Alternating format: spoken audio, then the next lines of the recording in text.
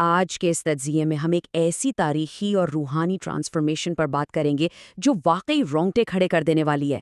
سوچئے، ایک نہایت مقبول اور عام شہری اچانک ایک ایسی آزمائش میں ڈال دیا جائے جسے شعلوں کا سفر ہی کہا جا سکتا ہے۔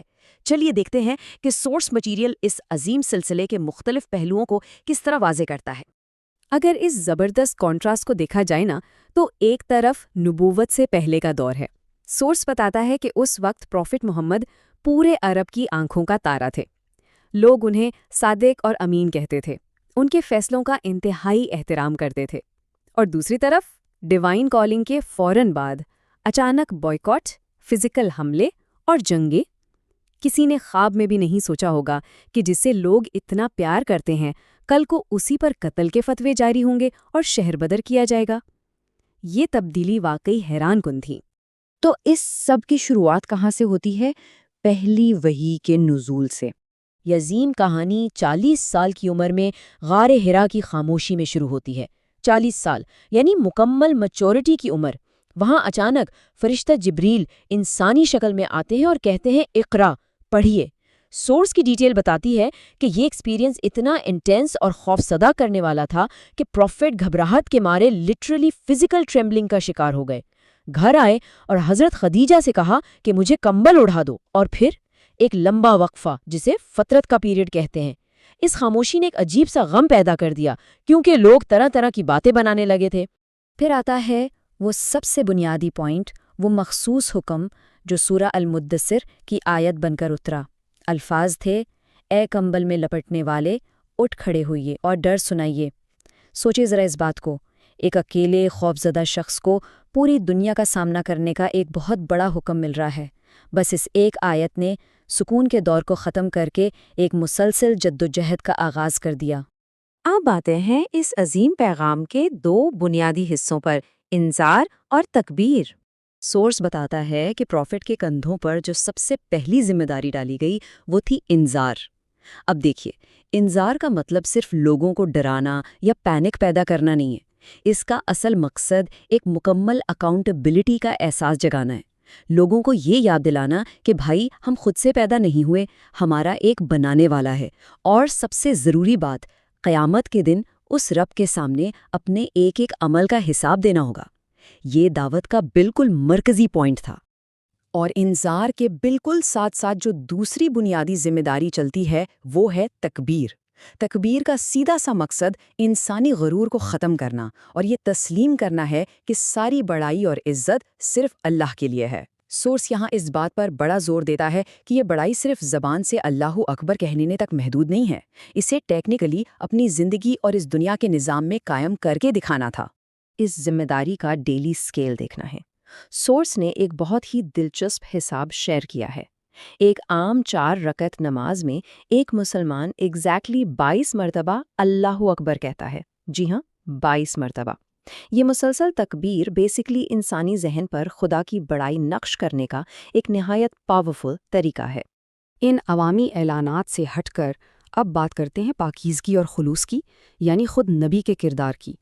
ظاہر ہے پیغام کا اثر تبھی ہوتا ہے جب پیغام پہنچانے والا خود پاکیزگی کے اعلیٰ ترین معیار پر ہو۔ حکم ملا وَثِيَابَكَ فَطَهِّرْ، یعنی اپنے کپڑوں کو پاک رکھیے۔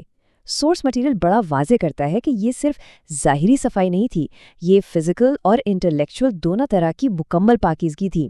انفیکٹ سورس ان پرانی روایات پر کڑی تنقید کرتا ہے جہاں گندے کپڑے پہننے یا جسم میں جوئیں رکھنے کو روحانیت سمجھ لیا جاتا ہے۔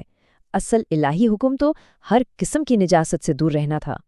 کردار سازی کے لیے کچھ بہت سخت اصول طے کیے گئے، جیسے بتوں سے مکمل دوری تیار کرنا، کسی پر اس نیت سے احسان نہیں کرنا کہ بدلے میں کچھ زیادہ ملے گا، یعنی ایبسولوٹ سیلف لیسنس کے ساتھ کام کرنا، اور آخر میں سب سے اہم بات، اپنے رب کے لیے بے پناہ صبر کی تیاری کرنا، کیونکہ صبر کے بغیر اتنے بڑے مشن کی تکمیل کا سوچا بھی نہیں جا سکتا تھا۔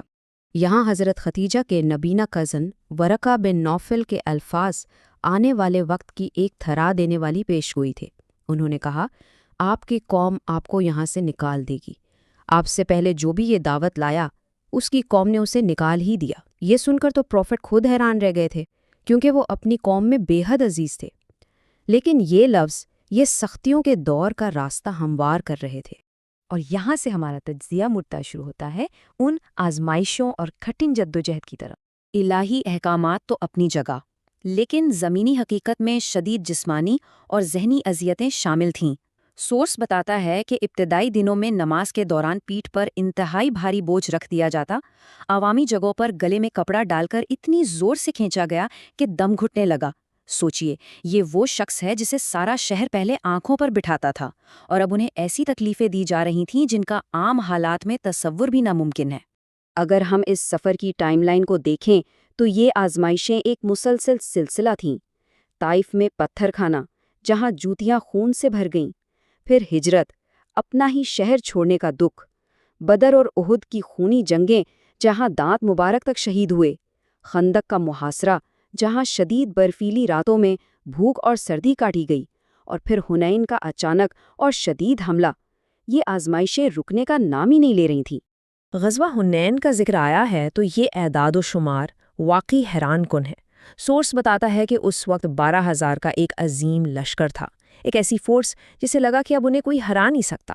لیکن جب دشمن نے تیروں کا اچانک حملہ کیا تو اس عظیم لشکر میں سے صرف 80 لوگ، جی ہاں صرف 80 افراد میدان میں ڈٹے رہے، باقی ابتدائی گھبراہٹ میں پیچھے ہٹ گئے۔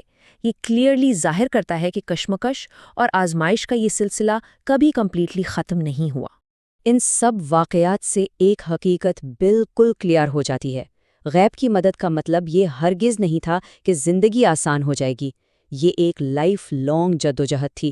غار ہیرا میں خوف سے کانپنے سے لے کر بستر مرگ پر آخری وقت میں بھی ایک لشکر روانہ کرنے کی ہدایت دینے تک، اس الہی مقصد کے لیے ایک ایسی برداشت چاہیے تھی جو کبھی نہ ختم ہو۔ اور جیسے ہم اس تجزیے کے اختتام پر آتے ہیں، سورج چیپٹر کی آخری آیت کے ذریعے ہمیں ایک عظیم سوال کے ساتھ چھوڑ دیتا ہے۔ جب سور پھونکا جائے گا، وہ دن ایک انتہائی سخت دن ہوگا۔ جب الٹیمیٹ اکاؤنٹیبلٹی کا وقت آئے گا، تب انسانیت اس عظمت کے سامنے کیسے کھڑی ہوگی؟ یہ ایک ایسا سوال ہے جو ہم سب کو سوچنا چاہیے، کیونکہ وہی جواب دہی تو اس ساری عظیم کہانی اور مسلسل آزمائش کا ابتدائی مقصد